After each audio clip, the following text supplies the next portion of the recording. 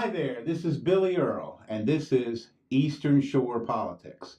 Josh Nordstrom is our guest today. He is running for county council in beautiful downtown Worcester County. Thank you so much for coming by. It's always nice to have a fellow Texan here on the show. Neither one of us got cowboy hats on today. I was a Texan for a very brief time in my life, and I did enjoy it. But most of my life has been spent here, right here on the Eastern Shore, and most of that in Pocomoke. So happy to be here as well. But it is always nice to talk to you about stories when we both lived in the Lone Star State. Stories of Texas. I wouldn't be surprised if you and I were in the same place at the same time more than once. I have been in Austin for considerable periods of time, so I suspect this is true. Once you go, it's hard to leave. Oh yeah. Didn't want to leave.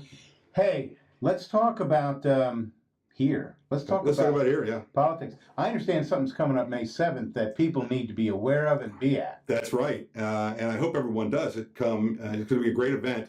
It is the Democratic Congressional Candidates Forum that I put together with some folks over at the University of Maryland Eastern Shore, with the Worcester County Democrats, and a lot of help from a lot of different areas, a lot of different folks, to get all of our Democratic congressional candidates together on one stage. What we think is the first time that all 6 of them have been on one stage in one place. That may not be true, but from what all my research, all my research and all the people I've asked said I don't think they've all been on stage at the same time. And this may be the last time they're all on stage together. We don't really know, but I can tell you they're all 6 confirmed to be at UMES on May 7th at 5:30. We're going to start with meet and greets with the candidates. So they'll all have tables there. You can go up, talk to them, shake their hands, ask them questions, listen to them talk, get some bumper stickers, whatever they have available. And at 6:30, we're all going to be on stage, and there are going to be questions from a panel. I will be moderating. It's the first time I've ever done anything like that, so I'm excited. You're natural. A little nervous, but I'm excited, and most of it is keeping it going, keeping it moving. So I'm very excited. Excited. This is May 7th, Monday, May 7th, at UMES at the Student Services Center, which is one of the main buildings on campus. When you drive right on campus, UMES Boulevard, it's right there in front of you. It's the one with the dome, the main building, the Student Services Center, or SSC as they call it, right in the auditorium. So very easy to find, easy parking, and of course anybody is welcome to attend. It is absolutely free of charge. You come in, you bring a friend, bring your family, whatever it is, because everyone needs to know your candidates. Now, our current congressman is Andy Harris, as you know, and he has given people access to him on occasion so that you can go and ask him questions and listen to him speak. And he's been our congressman for many years. What I want to give people the opportunity to do is to meet all 6 of these really wonderful people. I've had a chance to meet and speak with all 6 of them, and you're talking about a wide variety of folks from different backgrounds, and all up and down the Eastern Shore from different locations.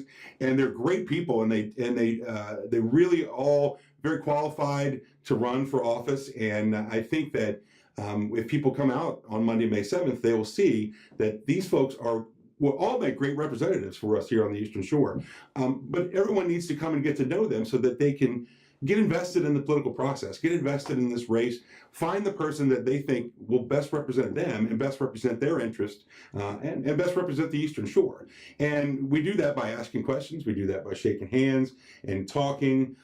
We do that by, reading information. Really, you're going to get to know these folks, just by sitting in the audience and listening to them answer questions. And then at the end, you'll be able to ask them questions to all of them on the stage. So, really looking forward to that, seeing what kind of questions the audience can come up with, what kind of questions our panel is going to come up with. We have some great panelists, Christina Holslander, who's with the Democratic Central Committee, Worcester County. We have a student, the SGA president at UMES, and Kim Dumpson, who's the vice president of the university, is going to be on the panel as well. So very smart panel. You've got people in academia, you've got people in business, you've got a student, and it's going to be a good learning experience for everyone, and everyone's going to be able to meet and greet all of these candidates and get to know them. So I hope that folks will come out, because it's important. It's important to know who your representatives are, and if you are a Democrat, it's important that you get support from everyone in the community. And how you do that is get people invested in your race. You get people out of their political apathy, as I call it. You know, some places here on the shore, certainly down where I'm from, Pocomoke, there's a good deal of political apathy. People just say, I don't know any of them. I don't, you know, I don't know anything about them. You know, so I don't know who to vote for. Well, you know what? Here's an opportunity to get to know these folks, to come out and go and look them in the eye, shake their hand, ask them questions. And I want everybody to have the opportunity to do that. Because if you find somebody, a candidate you can get excited about, then you're more likely to get involved with the process. You're more likely to vote. And if you're a Democrat, you're more likely to win if you have more voters, because the Democrats have the numbers just about everywhere. You know, every part of the state, we have the numbers. This is a little more difficult district here. Yeah. But if everyone came out and vote, all of these elections would be a lot closer than they are. Absolutely. And we would win more of them. And I know that you agree with that, and a lot of folks will agree with that as well. I absolutely agree with that. And political apathy can be a killer, especially for a Democrat. But anyone running for office should be supportive of every single person coming out to vote. Because, you know, they say the cornerstone of a good democracy is an informed population, as an informed electorate. And we want to give folks the chance to be informed, give people a chance to come and learn about the candidates, meet them, talk to them, and really have a good idea about who they want to vote for coming out in the primary. And then, of course, the general election is going to be very difficult against a sitting congressman who really wants to keep his job. You know what I mean? So, and he has a lot of money, very well funded. And so, you know, I hope everybody will come out. Again, this is Monday, May 7th at the Student Services Center at UMES. The meet and greet with the candidates starts at 5:30. And like I said, they'll all have tables out outside the auditorium. There will be a chance to register to vote if you're not registered now. Right. And really a lot of great things going on for an hour, 5:30 to 6:30. And then we're all going to be on stage and we'll be talking and asking questions, and the candidates will be answering. And I'm excited. You can tell it's going to be a really great time, I feel, and I hope everybody will come out and join us.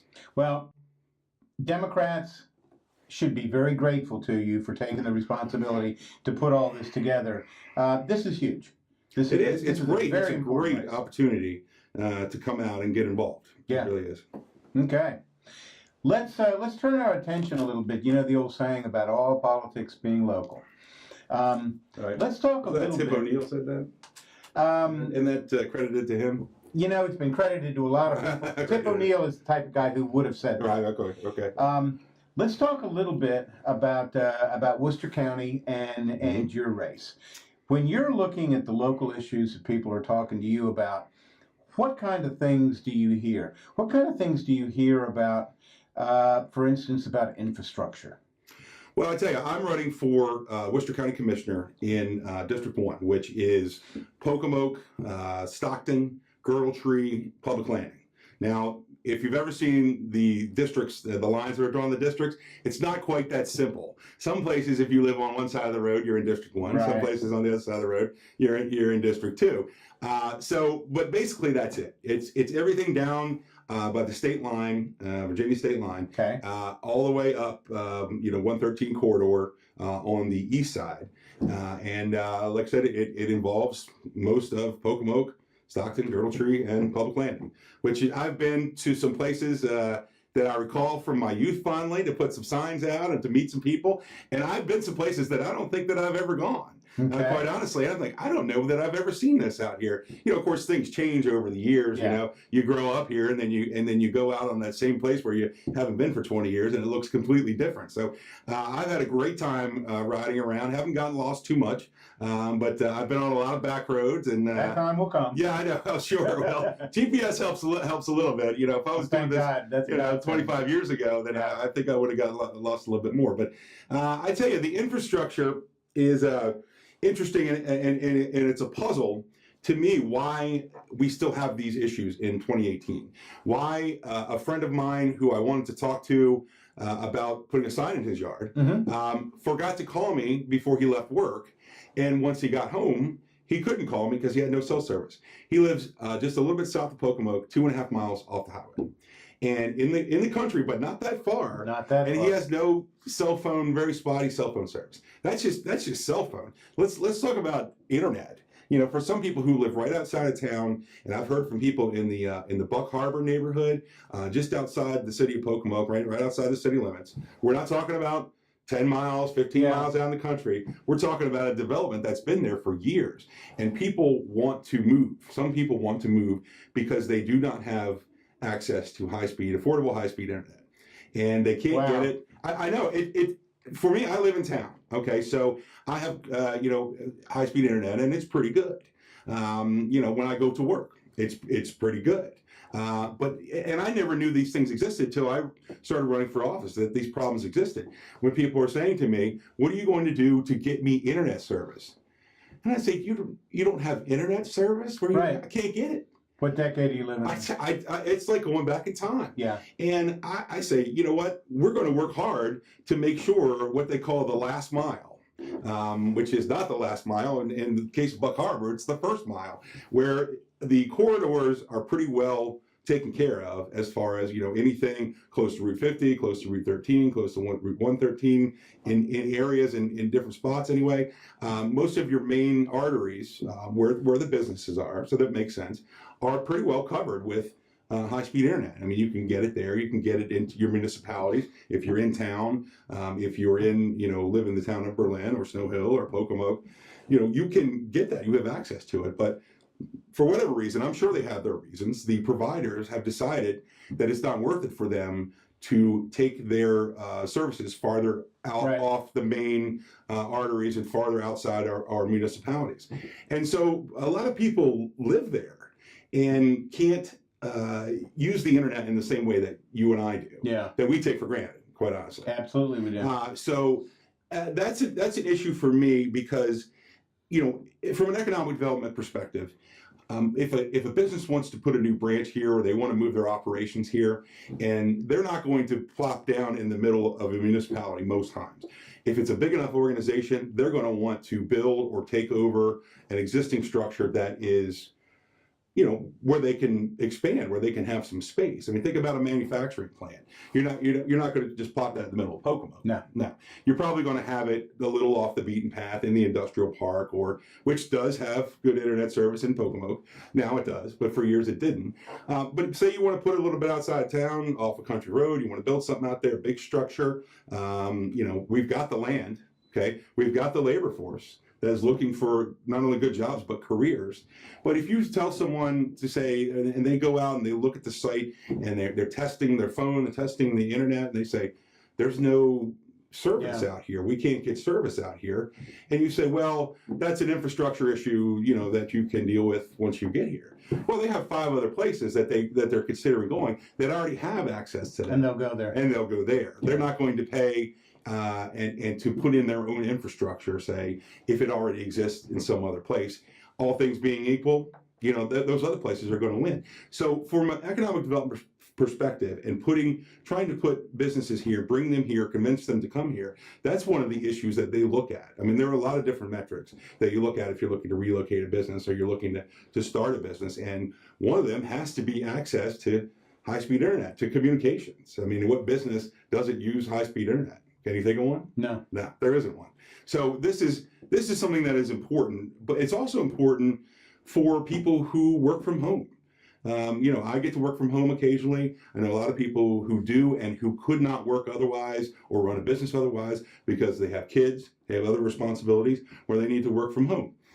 So a person who can't get to high-speed internet at their house is not going and can't afford to open an office or for whatever reason leave home to be in an office, 5 days a week, 9 to 5 or whatever it is. If you're a business owner, it's a lot more hours than that. They're not going to be able to start a business in their home. They're not going to be able to telecommute to a job that they may get that is somewhere else on the shore or anywhere without that access to high-speed internet. Broadband internet is what we're talking about here. Mm-hmm. And so for that issue, that is another reason, a great reason to invest in it, whether it be the county itself or talking to some of our larger telecommunications companies about finishing this and expanding the service outward from our municipalities. The last and probably most important reason to do this is that the students who live in the country, who live They need outside of town, They need it. are now not on equal footing of students who, through no fault of their own, who live in town Right. or where you can get high-speed internet. The library is a great resource for a lot of these students, but they're not open 24 hours a day. Right. The school isn't open 24 hours a day. These students have projects to do that they need to complete at home. And if they don't have access to the same information, the internet, the World Wide Web, like other students do, that puts them at a disadvantage. And that is not the way we should be operating in the 21st century. Not what you want. Not in 2018. And for all of those reasons, it is very important that we look at this as part of our infrastructure for our future, for our students, okay, for people who are working from home and telecommuting, and to bring businesses here, to bring jobs and careers here. And that is important. And that's the main part of the infrastructure that I've been discussing with people. But there's a lot more to infrastructure than just talking about broadband and cell service. It's about what kind of services are we offering the people who live in Worcester County, who live in Pocomoke City, who live in Stockton and Girdle Tree and Public Landing? We have had water quality issues in Pocomoke for years, and our new town manager, Bobby Calgary, I guess he's not that new anymore, but he's been on the job for about 9 months, I think, maybe a little less than that. But day one, he started in on this infrastructure project in Pocomoke to start replacing the water filtration systems. And this is a massive deal. You're talking about digging under the street, replacing these huge pieces of equipment that give you better water quality. And he has a whole system where he has bottled water from different stages, and look at how it was here, look at how it was here. I tell you, my water quality has improved at my house. I'm able to cook with water out of the sink now. And I told him that, and I said, good job, buddy, because that's something to me, that's something that you can literally see, feel, taste, right there. Government services, okay? So kudos to him and the officials of the town of Pocomoke for taking on this job that needed to be done for many, many years. But things like that aren't free. You don't just snap your fingers. It's more than a notion to do things like that. So you're talking about loans, you're talking about grants, you're talking about taking on some debt. And I want to help with that. And at the county level, I believe I can, not only from a funding perspective, but the relationships I have with tourism and with economic development that goes, beyond just replacing water systems, but also to some plans that the city of Pocomoke has to develop a marina, to bring boats to town into our county, to be able to stop there and enjoy the things that we have in Pocomoke, the restaurant, the museum, all the businesses downtown, really just the Marva Theater. I mean, there's a lot to do there, but if people don't have a place to stop and tie up their boat, then they're not going to stay. So putting gas pumps in, so people can come and refuel their boats when they're out in the summertime. It's things like this that are plans that the town has that they're going to need help with. And there are other projects in different parts of the county and my district that you say, well, this is a great idea. Why didn't we think of this earlier? Right. And people say, we did. We just never could get the funding. We could never get this project off the ground that we know is going to be a success, that we know is going to be great for our economy. You have to invest. You have to spend money to make money, is the old adage. And you really have to invest in your people. You have to invest in your infrastructure. You have to invest in development a lot of times. And we've got in downtown Pocomoke, we have some issues with some of these old buildings that have been there for years and years and years. Yeah. And there are businesses in some, and some of them are abandoned. But some of them, the actual structure is failing. And for whatever reason, they have been left that way by absentee landlords. And the city has to look into acquiring those buildings, either by purchasing them or using eminent domain, whatever it may be, because that not only is the owner of the building liable if something were to happen, but the city is liable because they're not up to code. So we have to figure out not only how to acquire these buildings, but how to fix them up in a way that makes economic sense, that makes fiscal sense, and make them more attractive, the most attractive for businesses, new businesses, people who want to open businesses in downtown Pocomoke, so we can take advantage of that tourism that is coming through every single day on the river in the summertime. So it's all kinds of projects like these that I think we're not looking at necessarily from the perspective of municipality, county, state, federal government help. And it takes all levels of government to cooperate to get large projects like this done. And I want to be a cog in that machine. I want to be a person who says, yes, you are right, this needs to be done. I'm going to call everyone I know who can affect this. Right. And let's make it happen. Wow. Yeah. Tell me what else people down there are thinking about. Well, there are a variety of issues, and a lot of folks talk about the opioid crisis. You don't have to go very far to find someone who's been affected by it. Someone in their family, someone they know, someone they care about, or someone maybe in their office is having issues with their son or daughter. It's everywhere. Or athletes, or even people who are getting older and have some chronic pain, who have gotten on painkillers. They've been prescribed painkillers, and for whatever reason, a lot of times it's prescription just runs out, or they can't afford it anymore with their insurance, or for whatever reason it is that they turn from these addictive painkillers to street drugs, heroin, most of the time. Right. And a lot of people who are watching now know exactly what I'm talking about, because they know someone who's been affected by this. Almost everybody does. Yeah, and it is a tricky situation, okay, because people have chronic pain, they need to deal with it in some fashion. So that is how they end up on addictive painkillers to begin with, and they help. They do. They work. If they didn't work, they wouldn't be prescribed. Right. But what we need to look at is what is the end result? Was it great to be on there and have less pain and be able to manage your pain? Yes. But where do some of these folks end up because of these addictive painkillers? And I tell you what, when they were first marketed, this has been back 20, 25 years ago, they were marketed as non-addictive. They were sold. Doctors were sold a bill of sale. Yep. Given a bill of sale by these pharmaceutical companies who said these are non-addictive, they're great, they're going to work, prescribe them, your patients will like them. And of course, that was wrong. What they told doctors was absolutely false in a lot of cases. Not every case, but a lot of cases it was false. And so you get generations of people who have taken these painkillers, and some of them got addicted and stayed on the painkillers, or they got off the painkillers and turned to street drugs, to heroin. And so there are a couple things that we need to do to start addressing this. And I have had sit-down meetings with both candidates for our state's attorney, Chris Heiser and Bill McDermott. And both of them are very smart, very capable people, and talking to them about what's the first thing that we do. And the first thing that we do is to file suit against these opioid companies that are making the opioids in the first place, to help us clean up the mess that they made. And it is the county and the municipalities that are going to have to be in on this.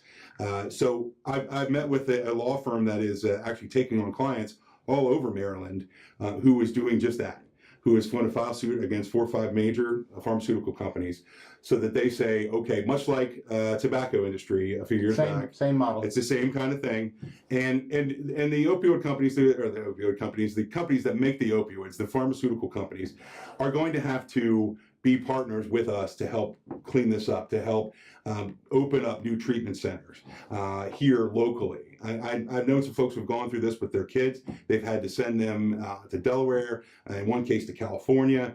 And this is not what we should be doing. We should be able to have a bed for somebody right here on the shore. Bless you. Right here on the shore, have a bed for somebody, have a treatment center for somebody, not kick them out after 30 days if they're not ready to go. And we're going to need to have that here, a large facility here in the Tri-County area. And that's actually in the works. They're going to, as soon as the other counties, municipalities sign on with this law firm, they are going to file suit against these pharmaceutical companies. And we don't want Worcester County to be left out. No, you don't. We have a lot of people who are suffering. We don't want people to have to leave the area, because if you do that, you'll lose your support system, and it becomes a heartache. I mean, it really adds to the heartache. Not only is the person going through something, but they're far away.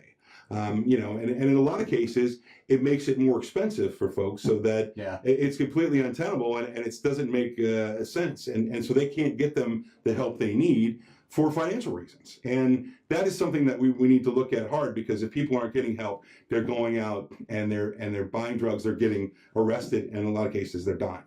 And that is not something that we want to leave unaddressed, for sure.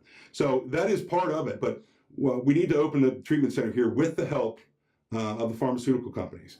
And it needs to be in perpetuity. And what I'm saying is, we need to be able to count on their donation, as part of the lawsuit, count on them sending money to us every single year, so that we can keep the doors open on this place. And the state's attorney's candidates were very understanding, and in one case was saying, this is exactly the road I'm going down. So they understand, and it's going to take the county commissioners to sign on to this. It's going to take the lawyers to do the right things, to get the money so we can open a center like this, so that we can offer treatment. And also, we want to compel, not just us, but the states, all of the people who are around the country, states, municipalities, counties, who are suing these big pharmaceutical companies. We need to compel them to start making non-addictive painkillers. Otherwise, this cycle will never end. Absolutely. And so that is something that you need to do. And if you're going to compel them, any big corporation, to make changes, you got to hit them where it hurts, and that's right in the pocket. Let's do this. Let's talk just a little bit before our half hour goes away about May 7th again, because this is a really unique opportunity. There's no place else that you're going to be able to see all the people involved. There's no place else that you're going to be able to be here and be able to ask questions of this. Tell us a little bit more about how this came about. Well, it was something that the state party had called and asked me when I was chairman of the Central Committee, the Democratic Central Committee of Worcester County. The Wicomico County just did the gubernatorial forum a couple of weeks ago, and that was great. We didn't have all the candidates there, but it was still very informative, and some of the ones who don't get their voice heard as much were there. Yeah. And so it was great to hear from them. And they tasked me with doing this. And the Democrats from Worcester County with doing this. I mean, I'm not doing it by myself. So I said, okay, let's do it. I mean, I know most of them already. I'll find the other ones, and we'll talk to them. We'll tell them what a great thing this is going to be for people to hear their voice. Because it's such a big district, and you have to go so many places, and you're trying to reach everyone. You're trying to talk to every voter out there and get your message across and shake every hand, knock on every door. And it's very, very difficult, time consuming. The amount of gas you use in your car to do something like that in this district, the second largest congressional district east of the Mississippi. And that's the case. That's the truth. It's huge. And so forums like this, places to bring people together to see all the candidates at once, are very important for the candidates, but very important for the constituents as well. Very important for the citizens of Worcester County and Somerset County and Wicomico County to come and see all these folks on the same stage at the same time. Again, possibly the first time they've all six been together, and possibly the last time they'll all six to be together. So I want everybody to come out and join us for a couple hours on Monday night, Monday, May 7th. Starting at 5:30, meet and greet with the candidates. 6:30, we're all going to be on stage, and we're going to have the forum for a couple hours, at the end of which you'll be able to ask questions of all the candidates at once, and it's going to be a great time, I think, especially if you're into politics. If you're not, I think it's our responsibility to offer part of being a citizen. Yeah, and it's part of being a citizen, but it's our responsibility to offer this to everybody, so that they can come out. It's free. You just take a couple hours to educate yourself about the candidates and really, hopefully, find one that you really like. Yeah. And I hope everyone does at the end of the evening. So I suspect they will. Now, the parking there will be in that parking lot that's across from Student Services on the other side of the main road. No, it's on the same side of the main road. So you don't have to park on the one side and walk across the bridge. You're going to be right there in the parking lot, right next to the Student Services Center. The one that you're facing right when you come off. Okay. Will there be enough parking there? We believe so, yes. Okay, good. Mm-hmm. Wonderful. Okay. I hope that we have overflow. I hope there's so many people there that we need to use other parking lots. That would be wonderful. Yeah. Excellent. Okay. Before we sign off, let's just talk very briefly about your race. We are thrilled to have somebody like you running over in Worcester County. for you out there in the audience, if you have an interest, I want you to get in touch with Josh. Your domain name for your website is? It's NORDSTROMinNovember.com. Gotcha. So Nordstrom, my last name, NORDSTROM. I know it's like the department store. So if you know Nordstrom's department store, it's the same. That's not my store, but Nordstrom in November, because that's when the election is. And he's got that alliteration thing going. Well, that's a big deal for some people. Nordstrom in November. It may be a little more difficult to say, but it does work. So NORDSTROMinNovember.com will be up. We'll be live any minute now, as a matter of fact. And you can call me at 443-614-6021. I'm on Facebook, so you can find me on Facebook. I not only have a personal page, but a candidate page.